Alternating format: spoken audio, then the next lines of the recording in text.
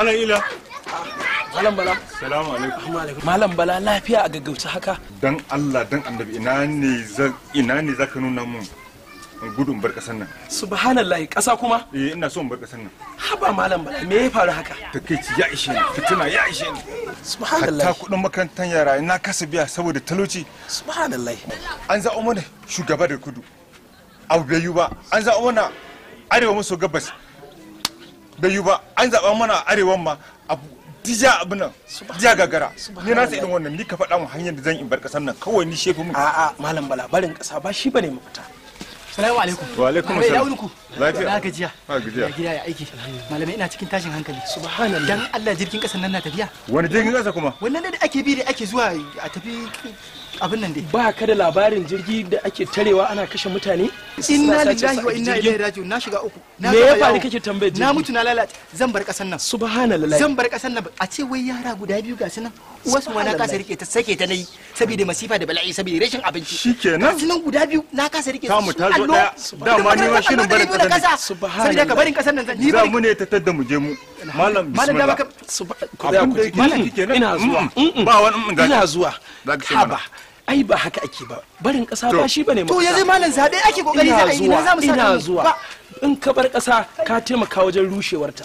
Ba a barin ƙasa. Gyara za mu haɗi. Assalamu alaikum. Alaikum salam. Bala. Danko mu. Inna lillahi wa inna ilaihi raji'un. Ba ga irin ta nan ba. Da an bari na ban ƙasar nan da haka bai faru ba. Ni dai ka danko mu. Lafiya malam. Kuɗi nake bi shi.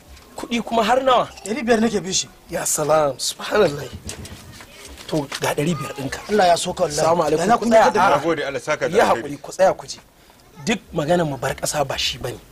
A halin da muke ciki. Me zami me mafita? Idan ka bar ƙasan ka taimaka wajen lalacewarta. Dama Allah akwai mafita. Ta ina? Alhamdulillah. Ba ku samu labarin injiniya Dr. Rabi'u Musa Kwankwaso ya fito ba? Rabi'u Musa Kwankwaso kuma? Ya fito. Rabi'u Musa Kwankwaso malam ya fito. To bari ku ji. Injiniya Dr. Rabi'u Musa Kwankwaso. To yaya abubuwa da ya kamata a yaba masa. Kaga yanzu kamar yaran nan naka da kake fama da su wajen ciyarwa yayi makarantu na yara wanda gwamnati ta dauki ɗawaine su karatu kyauta. Yaushe a ina? A jiharsa ta Kano lokacin yana gwamna. Malam saurare shi. Malam da kake magana ta abinci. Injiniya Dr. Rabi'u Musa Kwankwaso kai ba ma manya ba har yara yayi masa abincin marayu wanda uwarsa nonon ta ba shi da kyau a nan karamar hukumar Bichi yana nan har daga Nijar ana zuwa a karba. To ya matsalan tsaro ga shi kidnapping ya yawa fashi da makami menene Malam Bala kwantar da hankali. Ka manta ne tsohon ministan tsaro ne fa. Ka manta lokacin da ya ministan tsaro? Ko ba haka ne? Ko ba ka da labari? Ko ba haka ne malam? Ya yi ministan tsaro sannan yana jiharsa aka fara hare-haren Boko Haram tun da ya ce ba a isa ba an kara ka kara ji? Gaskiya ban kara ji. To ba mu da nabi injiniya Dr. Rabi'u Musa Kwankwaso. Yanzu fi sabilillahi ni tambaya ta anan. Ta ya kake da tabbatin cewa idan muka zaɓe shi za a bashi bayan an ce bai da gwamnoni? Subhanallahi. Ya kake kawo irin wannan tsohon tunani? Injiniya Dr. Rabi'u Musa Kwankwaso ne shi record breaker ne. Yayi a Kano ba shi da ko kansila ya kan gwamnati a shekarar 1999. Ai shi injiniya Rabi'u Musa Kwankwaso yayi wannan ba su ɗaya ba. Lokacin da ya zama deputy speaker a jamhuriya ta biyu. Ai ba shi da kowa haka Allah ya bashi. Lokacin da ya zama gwamna a 1999 a jihar Kano ba shi da ko kansila haka Allah ya bashi. Malam Ibrahim Shekaru ya zo ya karbi gwamnati a hannunsa yana gwamnan Kano shi ma ba shi da ko kansila haka Allah ya bashi. Ya sake dawowa a 2011 ya sake zama gwamna ba shi da ko kansila haka Allah ya bashi.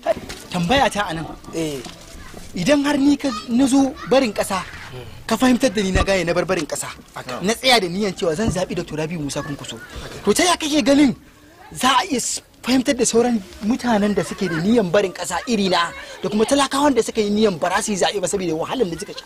Gane mana hanya wai makaho ya so tsegumi.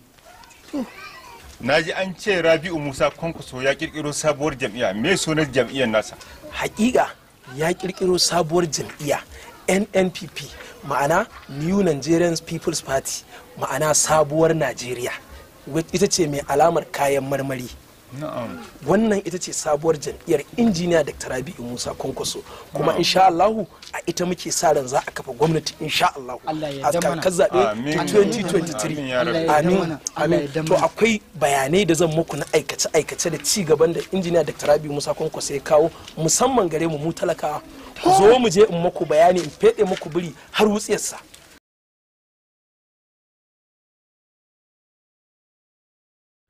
Ba kowa ba ne ɗau nauyin aikin shugaban ƙasa face Muhammadu Sanga, inda rabbana ba wahala.